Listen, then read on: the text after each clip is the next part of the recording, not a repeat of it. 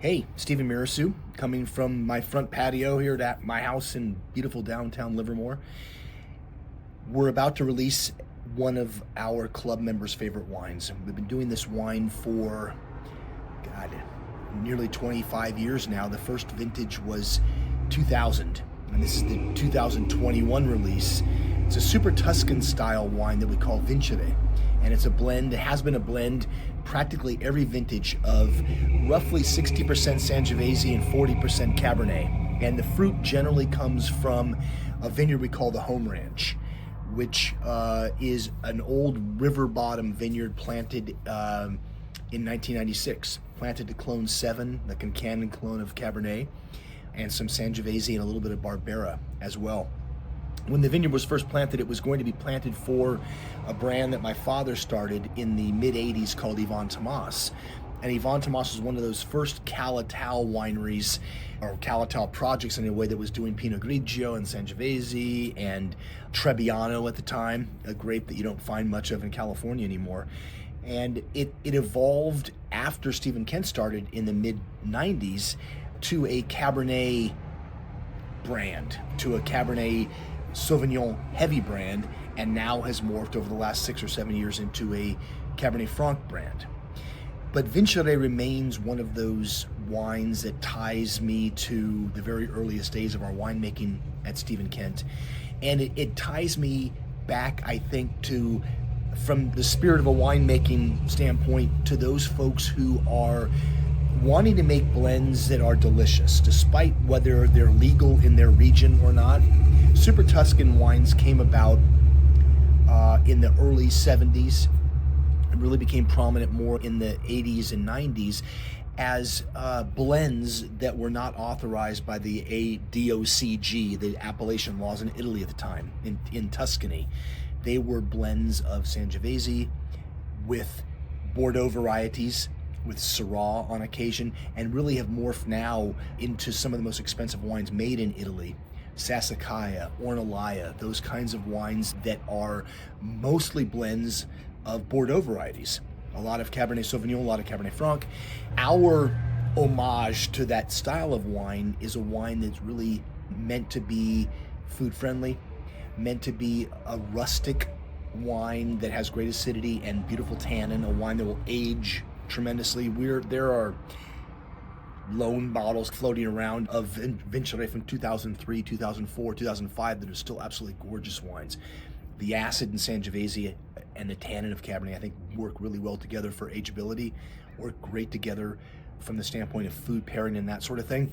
And this wine started out as another red wine that we would have available after having made a bunch of different Rhone varieties for our wine clubs, Petit Syrah, Syrah, Grenache, that sort of thing. And our vineyard began to come to fruition in 2000 and 2001. It started out as another red blend. I made it for a buddy of mine who has a restaurant in West Palm Beach, and we were doing a winemaker dinner, and this would have been the 2000 vintage, so this would have been probably 2003, 2002, 2003. He needed another red wine for the fifth course of the dinner, or whatever course it was. And I told him that I was working on a blend that I thought could be great with his food. And I was working on this wine, didn't know what it was going to be called at the time. So I put together a blend. At this point in time, this was before 9/11, so this had to be 2000 and early 2001 then, I guess, as I'm thinking back now. I had a case of wine with me in the airplane, in the overhead compartment, and it was 7 bottles of Sangiovese and 5 bottles of Cabernet. And by the time I got to Fort Lauderdale and rented a car and drove to Palm Beach, the dinner was going to start in about 15 minutes or so. And so I quickly pulled the corks out of the bottles. We took a big pot from the kitchen and dumped all the wine in the pot, mixed it around a bit, funneled it back into the bottles so that we had the blend that I had been working on. And we were going to call the wine Marcellaia. His name is Marcello Fiorentino from a great restaurant called La Serena in West Palm Beach. And that AIA suffix is a lot, again, Sassicaia, Ornellaia, that sort of thing. That was going to be the name, Marcellaia. I got label approval from the TTB, I had labels printed, and then I got a letter from Gallo Wine Company who is so big, was so big even then, that they could have a bunch of people sitting around doing nothing but checking out TTB filings. And their contention was that Marcellaya was too close in name to one of their wines. And then, knowing how much we were producing, they said, we'll let you go ahead and do this one vintage, but we don't want you to do it again, or you can talk to our lawyers. Being intelligent enough not to want to pick a fight over a name that we didn't know we were going to use again, I looked through an Italian dictionary and found the name, the verb vincere, to overcome, to win, to be victorious.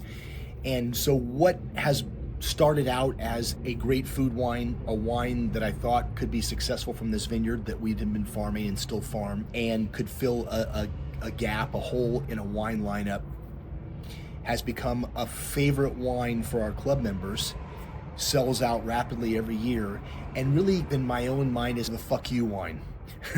in a way.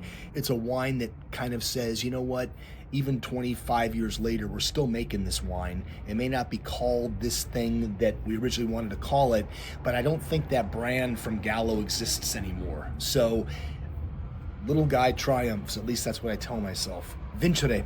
The label art is from a painting that a second cousin of mine did 30 some odd years ago, and it is a beautiful version of Livermore Valley fruit that I think we have nailed in terms of what it's supposed to be. It's supposed to be a wine that brings joy to people, and a wine that uplifts all different kinds of cuisine, and a wine that is secretly symbolic, maybe not so secretly now. Anyway, 2021 Vincere Sangiovese Cabernet 60-40 blend in this particular vintage. Hope you get a chance to try it at some point in time. Thanks very much.